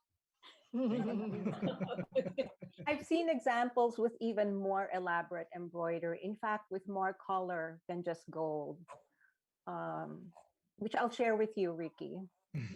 Yeah, because it does look more like the actual vestments, like the cloth vestments that we create for the wooden santos or the imágenes de vestir. Or Ricky, maybe the dictionary that you were looking at has have references to this, right? Yeah. The dictionary is like 1,000 words. So I was only able to pick out those that have Tagalog words, which were included in the Spanish list. So like for thief, or they have many negative things actually, which are interesting. One page for thief or stealing, but they have also like 5 words for 5 words for desk, a lot of words for family terms, no? So even the Chinese didn't realize that there were some Tagalog words there. So it takes a Filipino to look into these ostensibly Chinese dictionaries. I didn't even notice I wasn't even interested in the dictionaries until I saw some of them, these words. So we have other dictionaries like these, no? Other Chinese dictionaries. So there's really a lot of work to do. So we really have to stay by our post, keep healthy, and just keep on researching. Yun lang. Okay, Sandy, yes.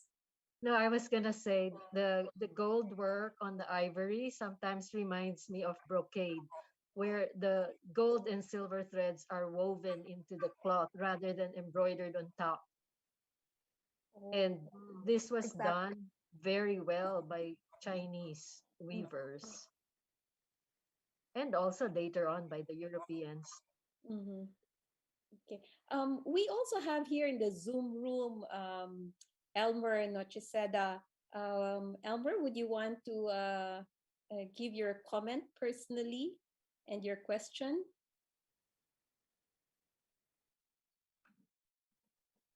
Elmer?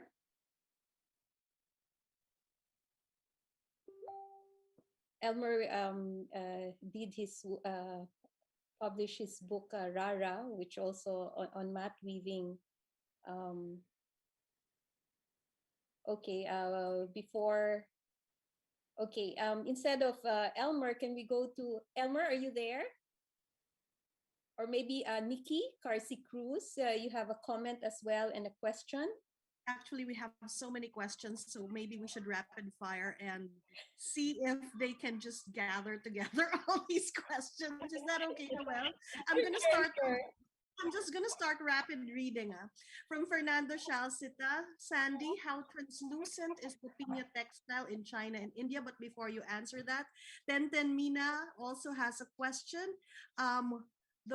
I'm curious about the white work with tumpal motifs. What is the provenance of the piece? Have you seen other examples with this kind of combination of presumably Christian make and Islamic design? And then from King Tangana, there is intermittent social signification involved in the transformative evolution of patterns and form in both the habiliment, and gold adornment depicted from pre-colonial to Spanish colonial era. Can this be used as a means of tracking down the transfer of technological know-how and be utilized to define the level of artistry passed down from one generation to the next? 3 questions. Sorry. Before we go on, another question was, would Calado be our official translation for white work? Yeah. I think this is a very interesting panel because that's not even all of it, but we'll stop there. Let's start with that first. Yes, yes.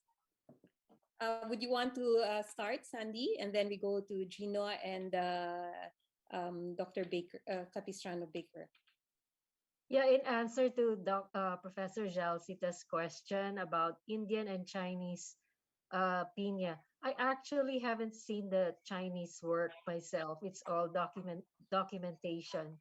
But there was a textile technology specialist, Linda Welters. I mentioned her in my book. She examined 12 pieces of piña in the Peabody Essex Museum, and she said a lot of them were actually silk, not piña.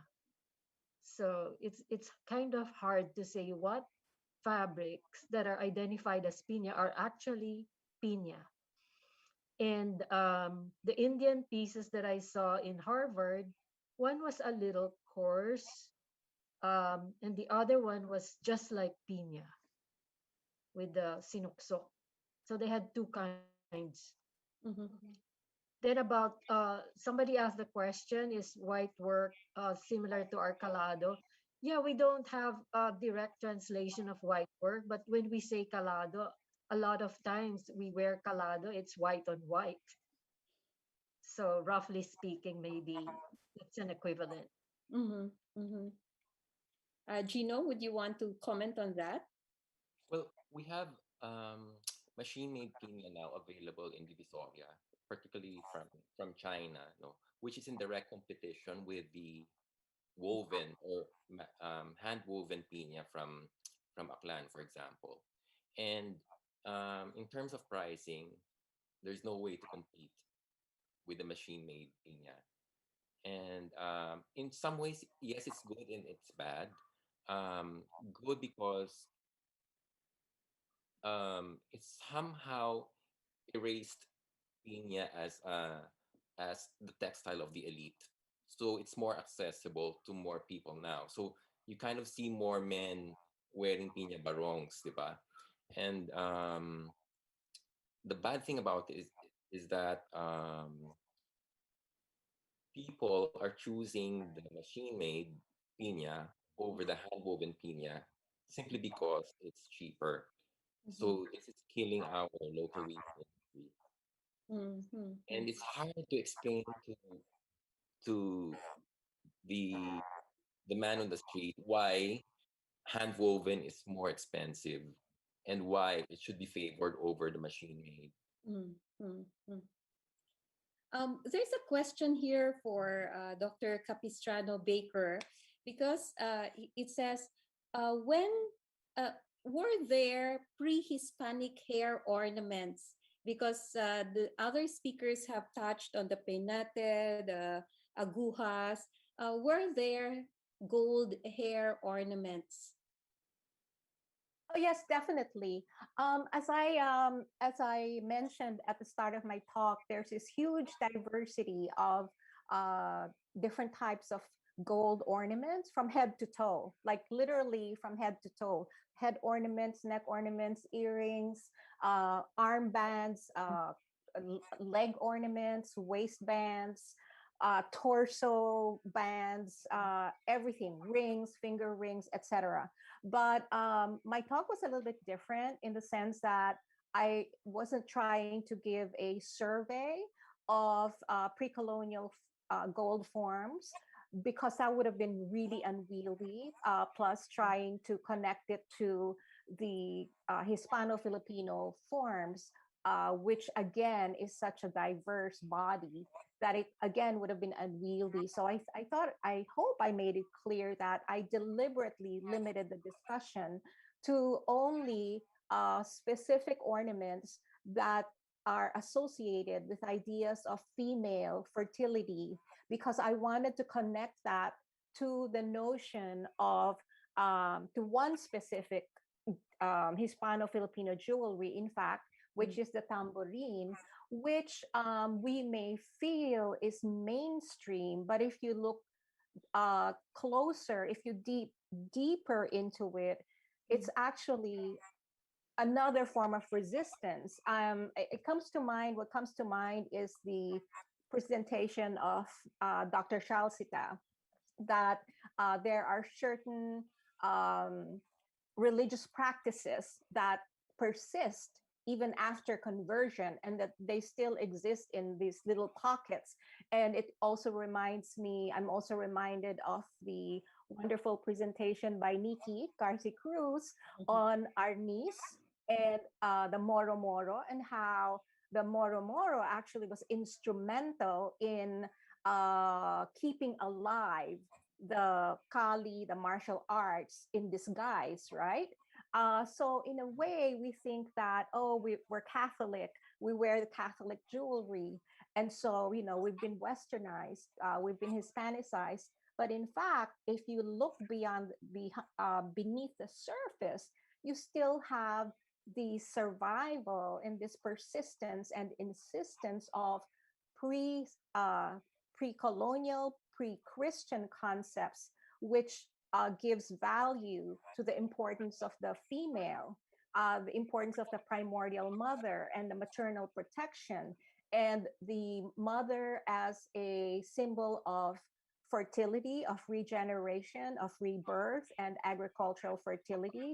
And this is all disguised in these Marian images that we still wear. And I think that's also the reason why, when we have all these political uprisings, we look for a leader and we think of Cory Aquino as equivalent to the Virgin Mary. So, this concept of the Virgin Mary becoming equivalent to the mother country, because it all goes back to that primordial notion of the feminine power, the feminine principle of the life-giving female, the one who provides sustenance and the one who provides protection. So it's all kind of converging and intertwining and mutating into this new form that is our local brand of Catholicism. That's kind of disguised there, which is very different from other forms of Catholicism in other parts of the world. Actually, a related question, comment, I don't know if you'd want to react to it, were those references to feminine creative powers in the mind of the makers of those objects in the colonial period? Was it a conscious interfacing of pre-colonial values and Catholic ideas, or was it coincidental? I mean, it's a very good question. That's a very good question, because what can we do? We're looking at these objects after the fact. We don't have journals of this craftsman actually saying, oh, now I'm going to make something that looks like the ovary, or these nephrite in Lingding O. They're like thousands of years old. They're found in archaeological context. And the only reason why it is believed, we're not sure, we're speculating, that these are fertility symbols, because these forms continue to be made today in various parts of Southeast Asia in traditional cultures, and the forms persist in various versions, various iterations, and they are used as fertility symbols. And when you do ethnographic field work, they are described as symbols of the female. They're given as bride wealth. They're featured in marriage ceremonies. A lot of them are not even worn. They're kept as family heirlooms. They're given as ritual gifts, but the associations are clear. So especially with the panika found in Marinduque and in Mindoro, it's very clear with the with the form, the omega-shaped form, with the breasts alluding to nourishment. And you see this not only in Southeast Asia or the Philippines, but it's kind of a universal phenomenon. You see the Venus of Willendorf with with the emphasis on maternal procreation. You see it in a lot of cultures, prehistoric cultures, where there's this emphasis on the power of women. There's this preoccupation and I guess awe in the women's ability to procreate. So to answer that question, we don't know after the fact, we don't know what's in the minds of these craftsmen. And I think the most we can say is that these traditions were started several years, hundreds of years, thousands of years ago. And even during, when I was doing my field work, let's say in Sumatra, in West Sumatra, and this is 20th century. I'm interviewing weavers about their traditional motifs and the proverbs associated with them, and I'm asking them what those things mean, and they just say to me, "Oh, it's from the sampler." And I'm just copying it because that's what's been done for generations. So there comes a time when the meanings are lost, and that's what I mean by all these meanings kind of diverging, realigning, because through the different generations, the time comes when the craftsman or the artist simply replicate the form without really understanding the original meaning. And through as you go through time, these same forms acquire different meanings. So it's kind of this constantly evolving renegotiation of forms and meanings that can, separate, diverge, and then come back in various ways. I think, again, just to reiterate that the importance of trying to understand the original meanings is that it kind of helps us have a more intelligent, more informed understanding of forms that we're dealing with today, and that we can be more deliberate in trying to revitalize these forms when we really understand what the original intention was that we can use for today's purposes. Maybe related to what you were just saying about alignment and negotiation and with influences and adaptation. There's a question actually for all three of you. How would you explain the changes? What prompted the changes? Because it's not only one way, right? Like there's an influence from the West and we take it. There's always constant negotiation. So what prompted certain changes? And especially with Gino, I think you showed it through the different decades. So when you show the different changes, why are there changes? What were these changes supposed to be responding to, or were there the decisions coming from the locals themselves and saying, I want this or I don't want this? So yeah, Gino.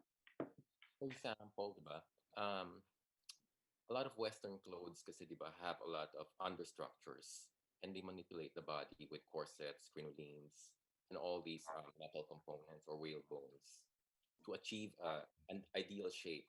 So every decade, that ideal shape of the woman changes. But in the Philippines, we rejected all of that. So we didn't adapt the we didn't adapt the the restructuring of the body. Um, what I'm saying is that it, it has a lot to do with also the person wearing the garment, no, whether they want to accept it or reject it. And and and this phenomenon is common in Asia, diba? Like the Chinese didn't want body restrictions as well, as Mhm. well as the Japanese, diba? Mm. So, but then a shift happened in the 1950s. Suddenly, people were wearing bone corseting to achieve a wasp waist. So again, there's an external factor that kind of look attractive to the Filipinas. So they decided to adapt that notion, no? And I think a lot of it has to do with the attractability of the external influence. So it changes also, the values also that people have. Um, We have in the chat room from Christina Tividad, how can we continue to integrate this fashion in the modern day lives of Filipinos so we don't forget them? And there's another one from Giancarlo Pagunaling. Congrats to all speakers and organizers for my question. What is the importance of Asian Iberian encounters to the contemporary Philippine fashion industry? Okay, Sandy, would you want to start? I think Gina's trying to accomplish that with Ternocon. And Nina already said that it would be nice to look at our history of fashion and use it intelligently, like the way you design a terno, for example. Mm-hmm. True. I'd That like to comes weigh up a lot in. in Ternocon, right, Gino? That Because we have all these idea. codes, diba, from all throughout history, from which we can quote from in terms of reinterpretation into a contemporary design. And I think there are a lot of organizations that have been successful in doing this, like Katutubo or Artefino or Maarte, all these fairs that do accessories, clothes, home lines that quote from the Filipino quote unquote codes.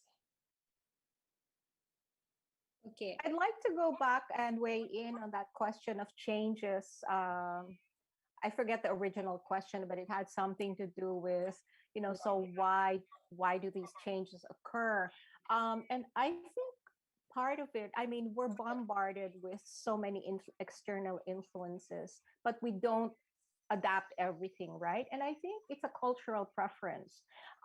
It's a we appropriate, we accept, and we integrate elements that resonate with us for some one reason or another, that we find that we can fit it in with our existing culture.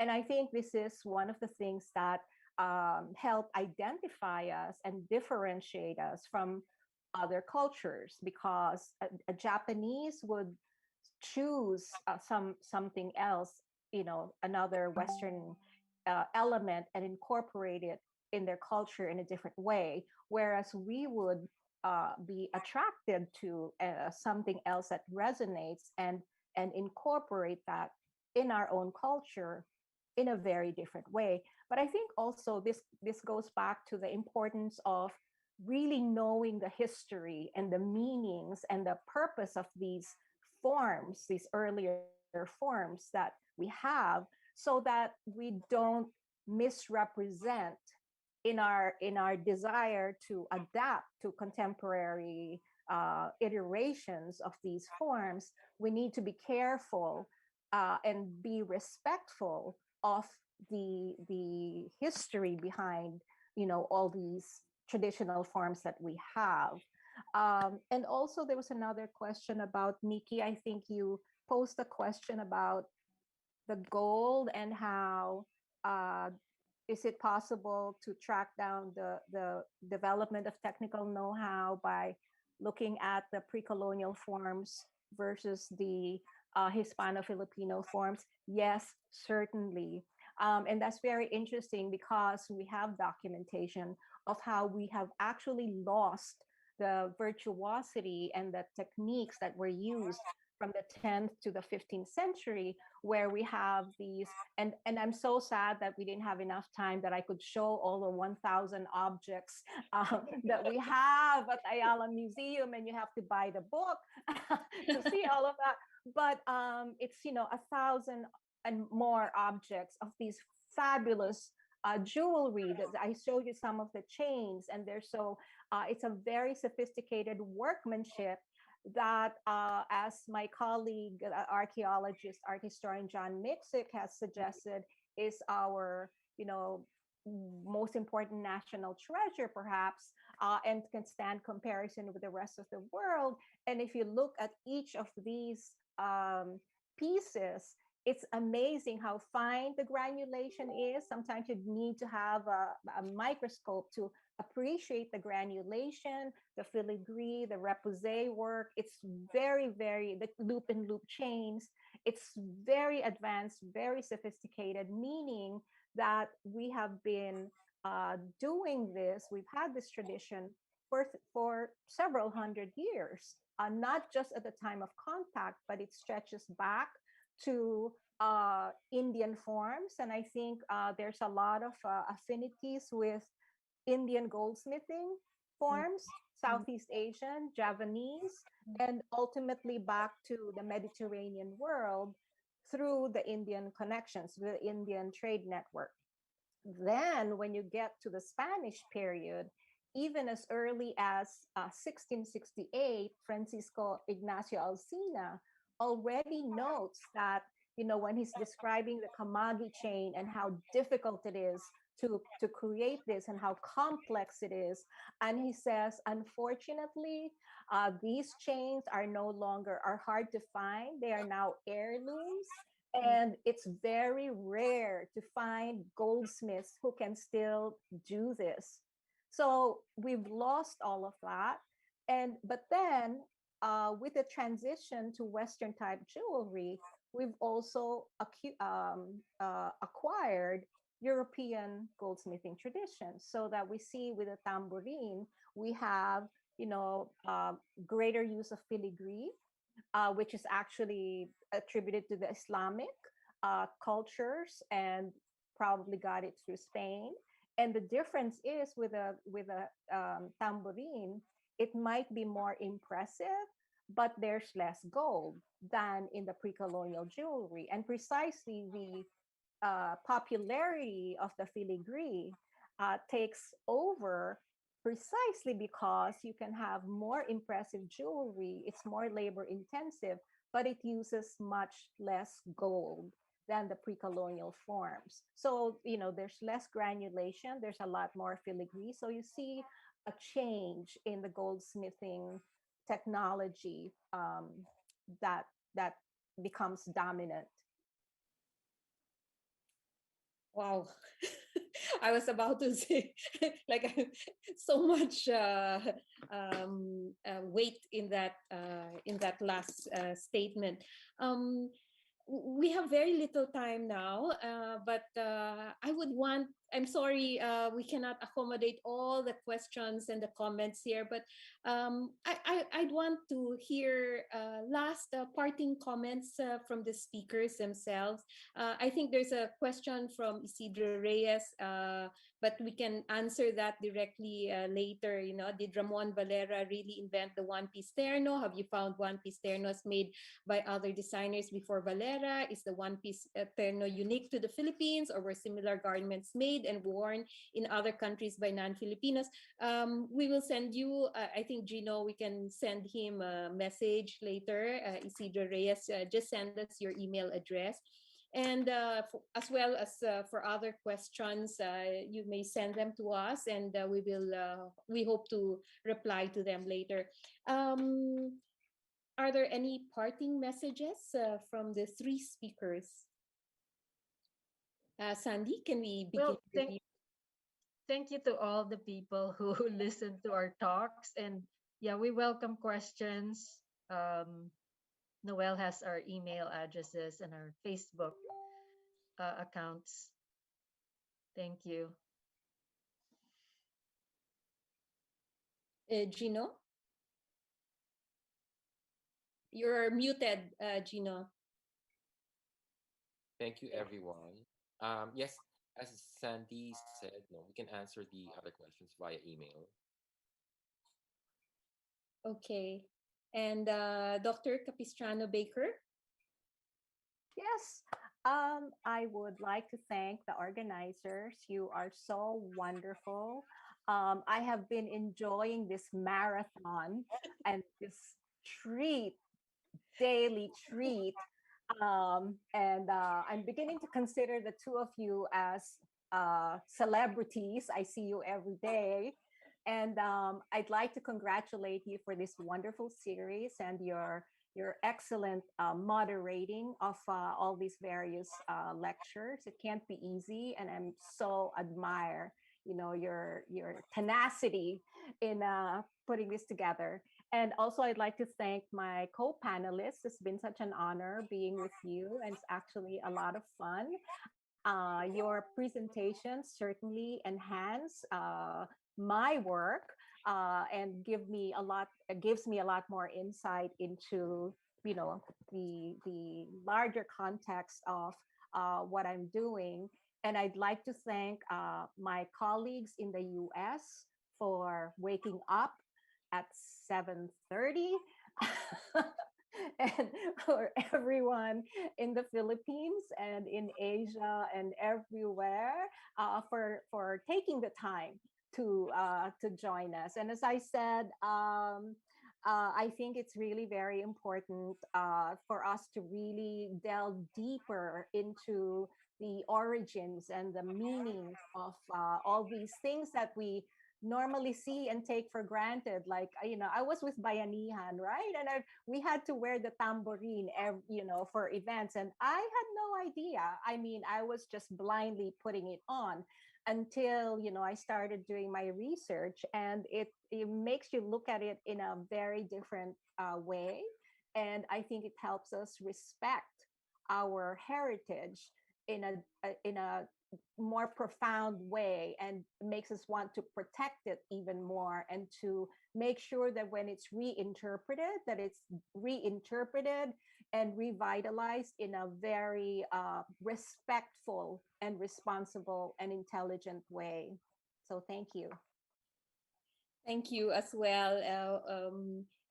With this panel, we see, because you're the second to the last panel of a month-long series, but the interactions not only amongst the panel members, but actually with other panels that you've been listening and following, and that is exactly what our conference would want.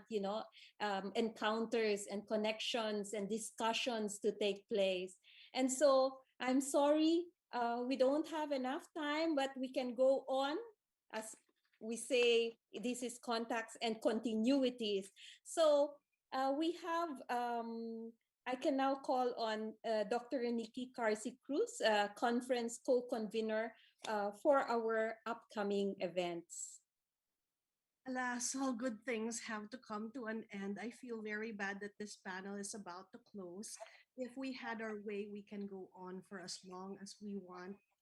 But we can go on in the Zoom room after we cut the live stream for those who have the patience. Epic chanting took place all night long. So we have the predisposition for very long things. Noelle is preparing the PowerPoint presentation. While she's doing that, I'd just like to sneak in that historical records mention that some Moro Moro performances took a whole month to stage every night for a few hours per night. And our conference felt a lot like that. Because every night, Noelle and I would see each other, and I began to understand how consuming something for hours over and over every night is so wonderful. And people are saying, how did you survive? Isn't that punishing? En contraire, it has been wildly enjoyable, and I'm so sad that we're down to our last panel tomorrow on language and identity formation. Please join us the usual time, 4 to 6. I'm so sorry for people in the American continent. That is an impossible time for you, but you can always join us on YouTube if you miss our live Zoom event.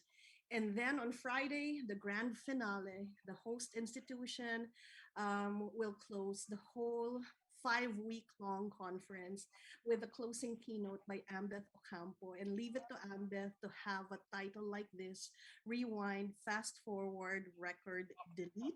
Liberating ourselves from the past 500 years for a conference about continuity. So join us on Friday. It's also at 4 to 6 p.m. And please don't forget that there's also an Ateneo University Press special Contacts and Continuities book sale. 30% off for all the speakers and the organizers who are part of this event. Their books are on sale, available on Shopee and Lazada. And that's it. That's all the time we have. We'll stay in the Zoom room, those who can, but we'll have to cut the live stream, unfortunately. Noel, back to you. On behalf of the Department of Interdisciplinary Studies of Ateneo de Manila University and our partners, CHAM, Centro de Humanidades, Universidad Nova de Lisboa, and the National Quincentennial Committee, I am your moderator, Feliz Noel Rodriguez, and I thank all of you for joining us today. This has been Contacts and Continuities.